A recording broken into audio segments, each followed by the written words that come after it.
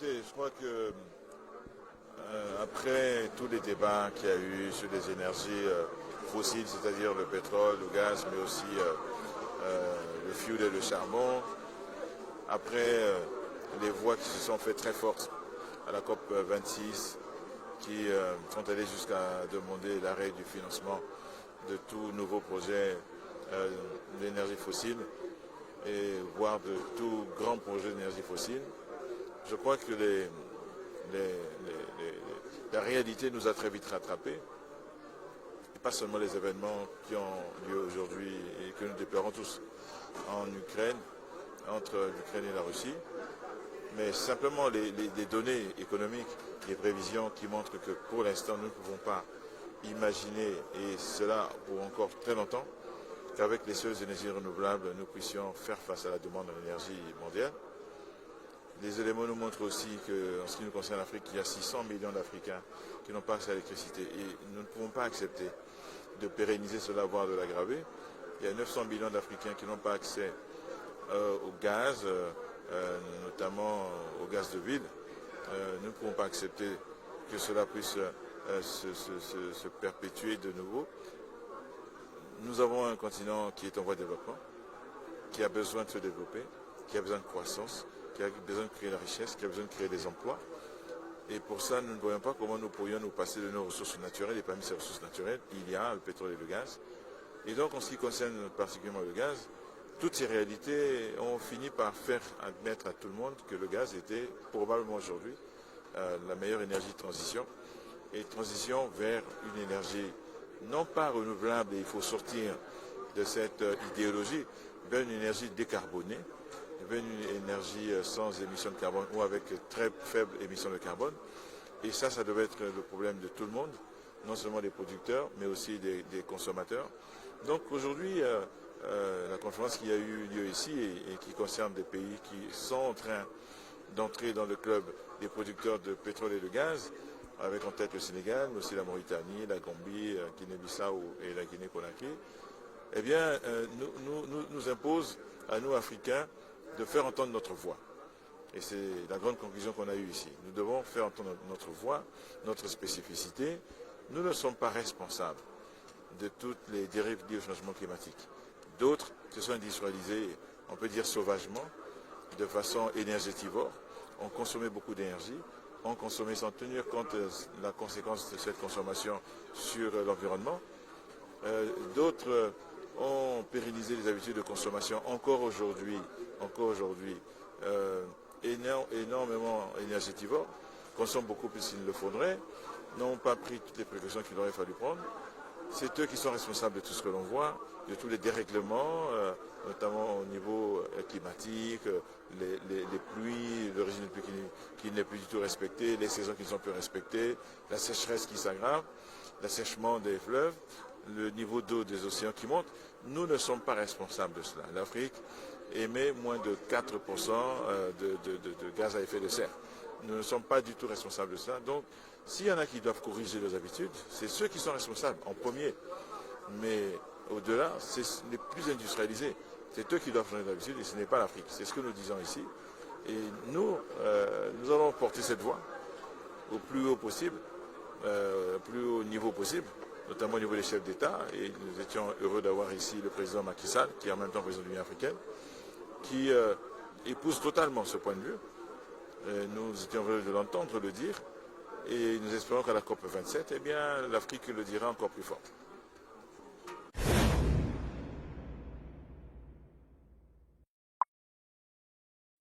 Le continent doit construire sa politique gazière, parce que c'est quelque chose qui aujourd'hui a pris une dimension nouvelle, a pris une dimension différente.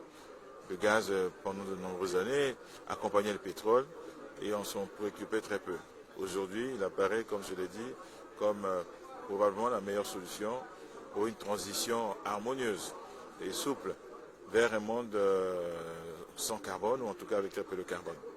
Et donc, il y a une forte interpellation pour des pays africains qui en produisent et qui vont en produire de plus en plus. Le gaz, en ce qui concerne le Congo, est considéré comme un produit presque vertueux. D'abord parce qu'il pollue peu, il peut même ne pas polluer du tout s'il est transformé. Et en tout cas, il est vertueux à plusieurs points de vue. Parce que comme le pétrole, il emmène des ressources additionnelles.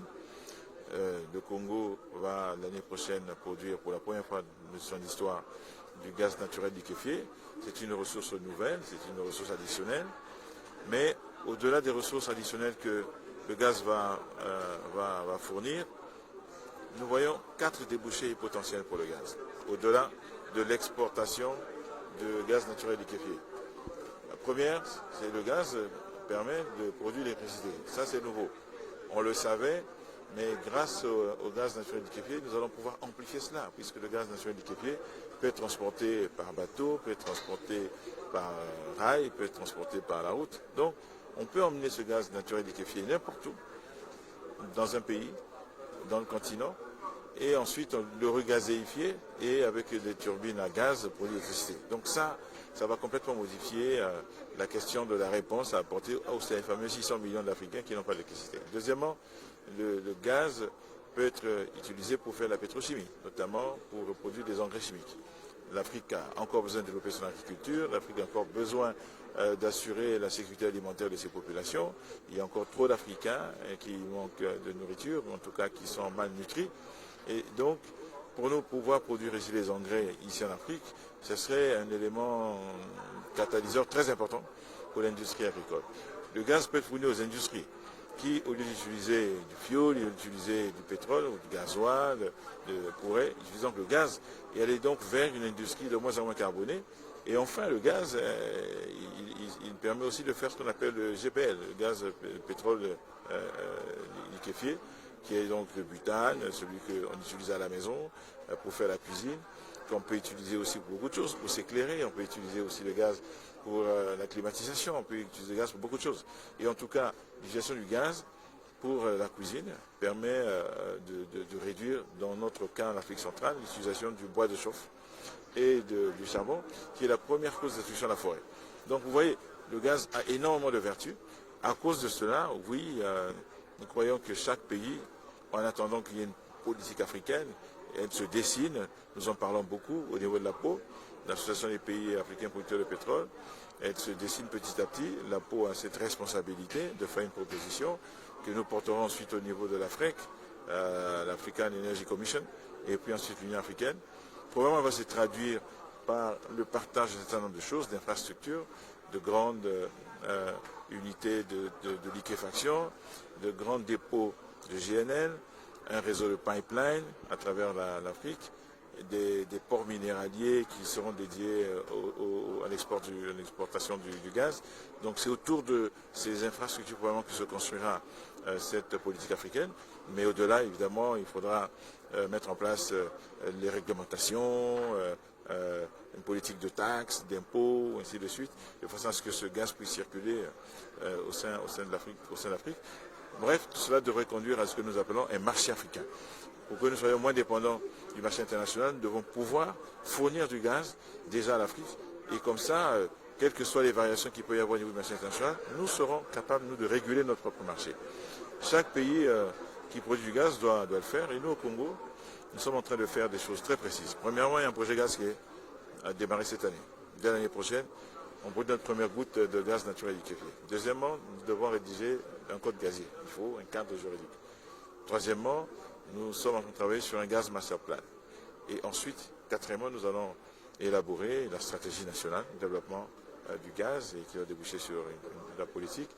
Puis nous aurons tout le travail institutionnel, comment on organise ce nouveau écosystème gazier, quelles institutions. Je ne vais pas vous dévoiler les réflexions qu'on a, mais nous ne devrions pas tarder d'ici la fin de l'année à dire comment nous voulons construire institutionnellement l'écosystème gazier au niveau national. Après, évidemment, il faut faire la promotion des permis gaziers, il y en a pas mal. Ça signifie qu'il faut refaire une revue, une estimation, une certification des potentiels gaziers, des réserves. Et puis ensuite, il faut vendre ça à l'étranger pour attirer les investisseurs. Donc, vous voyez, vaste programme. Il y a aussi un accent très important que nous voulons apporter sur le taux d'accès des populations au gaz, au butane notamment, parce qu'aujourd'hui le taux d'accès est très très faible. Et encore une fois, dans notre cas, c'est le premier moyen de lutter contre la déforestation. Donc, vaste programme, mais on y travaille sérieusement.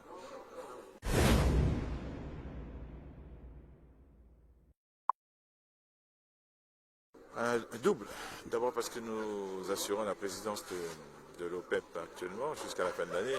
Donc c'est quand même important qu'on vienne ici porter la voix de l'OPEP. Il faut montrer que cette présidence assumée par le Congo est une présidence prise au sérieux, que nous sommes disponibles pour les grands rendez-vous, disponibles pour écouter, pour comprendre, mais aussi pour transmettre les messages de l'OPEP qui rejoignent totalement ceux de l'Afrique. Donc c'est le premier rôle de la qu'on joue. Deuxièmement, je viens de dire que nous lançons un grand programme gaz et honnêtement pour nous c'est pas une grande aventure, c'est une belle aventure, mais quand même c'est un moment de grand apprentissage. Donc c'est important d'aller écouter les autres, même si comme le Sénégal il commence, mais c'est bien de voir comment il commence, d'aller écouter ceux qui sont là depuis longtemps. Ici il y avait la Guinée équatoriale qui est dans le gaz depuis longtemps, depuis que il y a eu ce rebond, ce renouveau du pétrole guinéen. Ils ont tout de suite également lancé une dynamique gazière. Donc c'est important d'être dans ces rendez-vous, d'échanger, de nouer des partenariats, de vendre aussi le pays, bien sûr, on en profite toujours, parce que évidemment nous avons besoin d'investisseurs. Ce n'est pas l'État congolais qui va investir les milliards de dollars qui sont nécessaires. Le projet gaz avec Eni que nous sommes en train de lancer cette année, c'est 5 milliards de dollars. C'est de l'argent qui n'est pas à la portée de tout le monde. Donc voilà, c'est tout le bénéfice, j'espère que le Congo peut tirer de notre présence ici.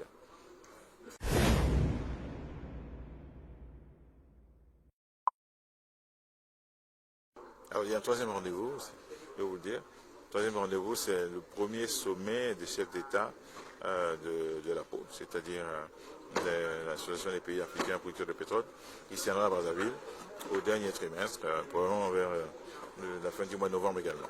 Donc oui, il y a deux rendez-vous. Un rendez-vous auquel désormais nous sommes coutumiers, c'est Africa Energy Week à Cape Town au début du mois d'octobre.